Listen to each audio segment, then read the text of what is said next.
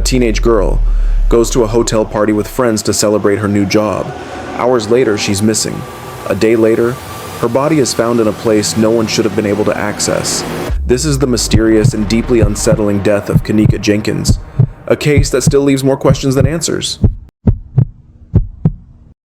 It was the night of September 8th, 2017. Kenneka Jenkins, 19 years old, told her mother she was going out with friends. She said they were going bowling, maybe a movie afterward, to celebrate landing a job at a nursing home. She borrowed her mother Teresa's car and left the house around 11 p.m. That would be the last time Teresa ever saw her daughter alive. Kenneka was born on May 27th, 1998, in Chicago, Illinois. She was smart, responsible. Her future was bright, and she was especially close with her mother. They trusted each other. That night, Kenneka broke that trust. Instead of bowling, Kenneka and 3 friends went to a party on the 9th floor of the Crown Plaza Chicago O'Hare Hotel in Rosemont. Security footage shows them entering the hotel around 1 a.m. The girls recorded Snapchat videos and Facebook stories from the party, but it quickly became clear they weren't having a good time. According to their posts, the men at the party were aggressively flirting with them, refusing to back off even after being told no. At 1:30 a.m., Kenneka sent a final text to her sister. That was the last time her family heard from her. Around 3 a.m., the girls decided to leave the party.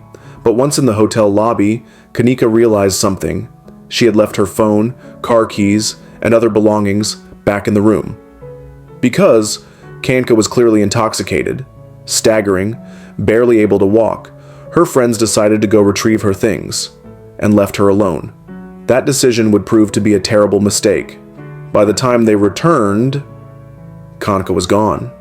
They searched the hotel but couldn't find her.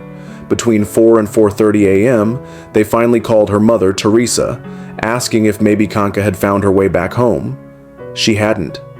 Worried, they drove to Teresa's house and then back to the hotel to continue searching. But Teresa immediately sensed something was wrong.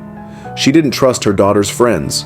She could tell they had been drinking, possibly using drugs, and when she asked if Kenneka had been drinking too, they claimed she only had 1 drink. But Teresa knew better. Kenneka wasn't good with alcohol.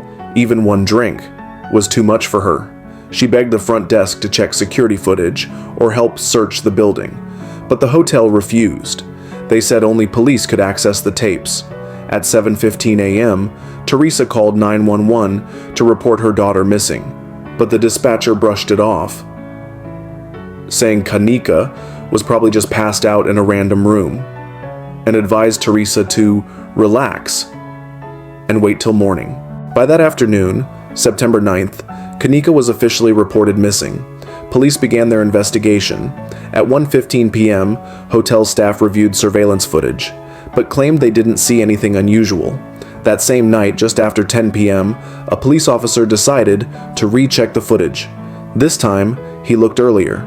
Sure enough, at 3:20 a.m., Kenneka appeared on camera, visibly intoxicated, stumbling through the halls alone, unsteady on her feet, slurring her steps. No one was with her. Following her path through the hotel, Kenneka wandered across multiple floors and hallways. Eventually, she found her way into a kitchen area that was under renovation. This section of the hotel wasn't even supposed to be accessible to guests. The final footage of Kenneka shows her entering that kitchen. Moments later, she walks off camera toward the back, toward a large industrial freezer. She never came out. Police sent another search team.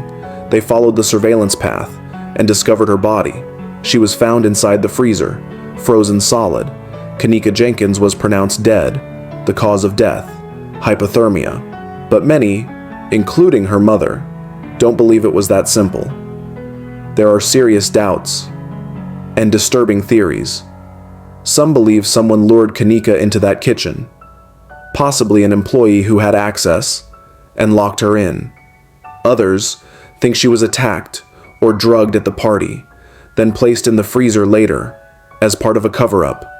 There were strange gaps in the footage, moments missing, angled cameras that didn't quite show her full movements. There was also a black garbage bag inside the freezer with her, its contents never publicly disclosed. And then there's the hotel itself. The party that night was reportedly paid for using stolen credit cards. There were multiple reports of underage drinking and illegal drug use inside the room. Despite several noise complaints, hotel staff never shut it down. They knew it was happening and did nothing.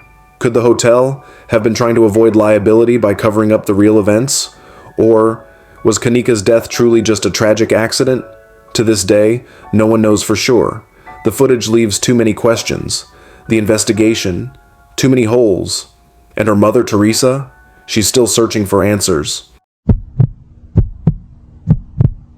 On a quiet Sunday afternoon in December of 1958, a family of 5 drove off for what should have been a simple trip into the forest. They never returned.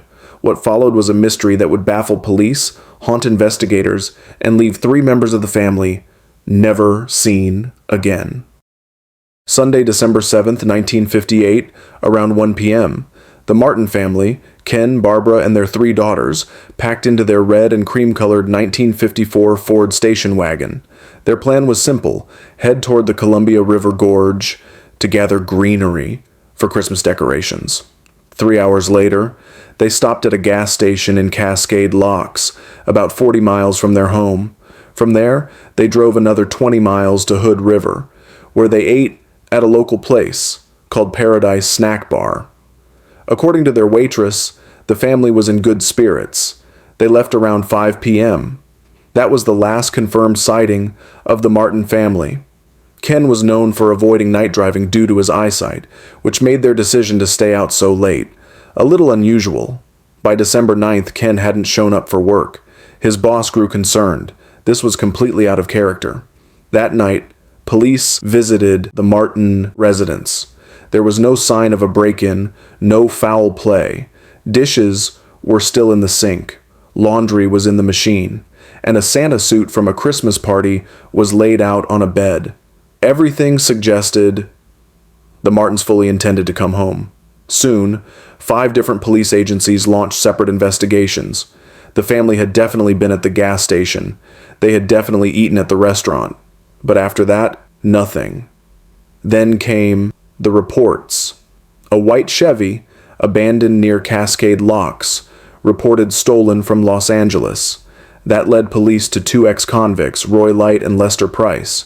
The owner of the Paradise Snack Bar said these men were at the restaurant around the same time as the Martins and left shortly after. But without solid evidence, they were never questioned. Then came more disturbing leads. Witnesses claimed they saw the Martin station wagon parked beneath the Bridge of the Gods.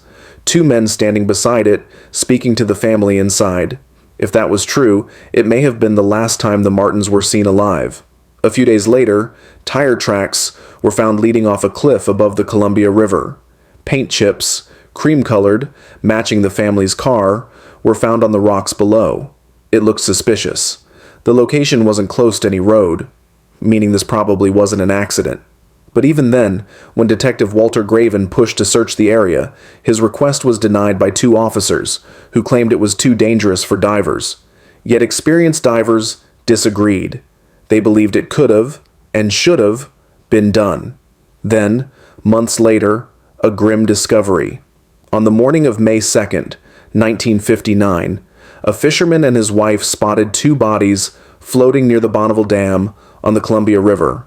They belonged to 11-year-old Susan and 13-year-old Virginia Martin.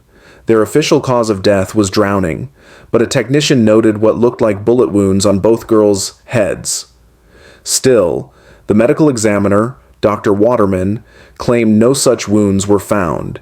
He would later report receiving threatening phone calls from a young male voice, telling him to keep quiet or else. Now, there was one more family member, Donald Martin, the only surviving son. Donald had been estranged from his family. Reports suggested he may have been gay and had a troubled relationship with his parents after being caught with another man. When his family vanished, Donald didn't return to Oregon. He later claimed his Aunt Charlotte told him not to. Charlotte denied this. She said she never understood why Donald didn't come to help. He also missed both of his sisters' memorial services, claiming he got the dates mixed up.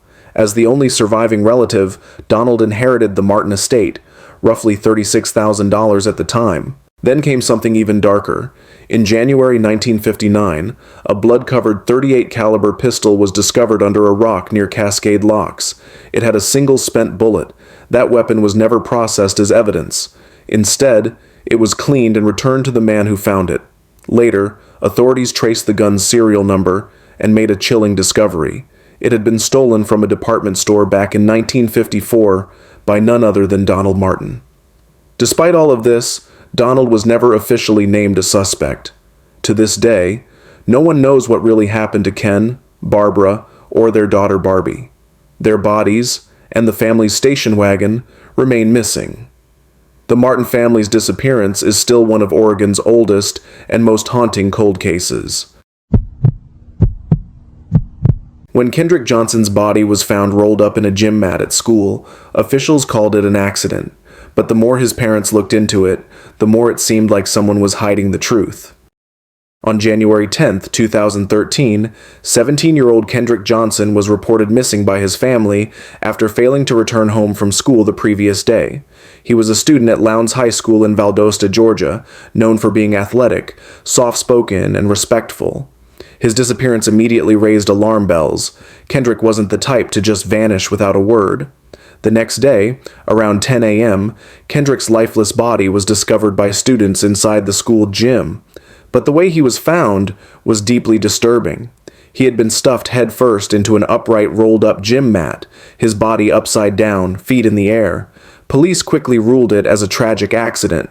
They claimed Kendrick must have dropped a shoe inside the rolled mat and suffocated while trying to retrieve it. They said there were no signs of foul play. But Kendrick's family didn't buy it. And when you hear the details, you may not either. Kendrick's face was badly swollen, almost unrecognizable. His internal organs were missing, replaced with newspaper by the time of the second autopsy, something the funeral home later admitted to doing, but called standard practice. His parents demanded an independent autopsy, which found something very different than the original report. The cause of death was listed as blunt force trauma to the neck, not positional asphyxia like authorities claimed. Then, there was the security footage from the gym. A total of 4 cameras captured parts of Kendrick's final moments. Yet some footage was missing or corrupted. The timestamps didn't match up. Whole chunks of video were gone. This only deepened suspicions. Students and friends were questioned, but no arrests were ever made. There were rumors involving 2 brothers, sons of an FBI agent who had allegedly gotten into a fight with Kendrick months prior. But nothing ever came of it. In 2017, Kendrick's parents filed a $100 million wrongful death lawsuit, claiming their son had been murdered, and the school, local officials, and even the FBI agent's family were involved in a massive cover-up.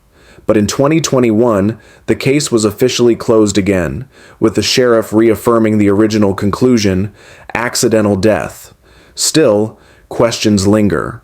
This case still leaves behind more questions than answers, and we may never truly know what happened. But one thing is certain, Kendrick Johnson should not be forgotten. If you found this video thought-provoking, make sure to subscribe for more real, unsettling stories like this one.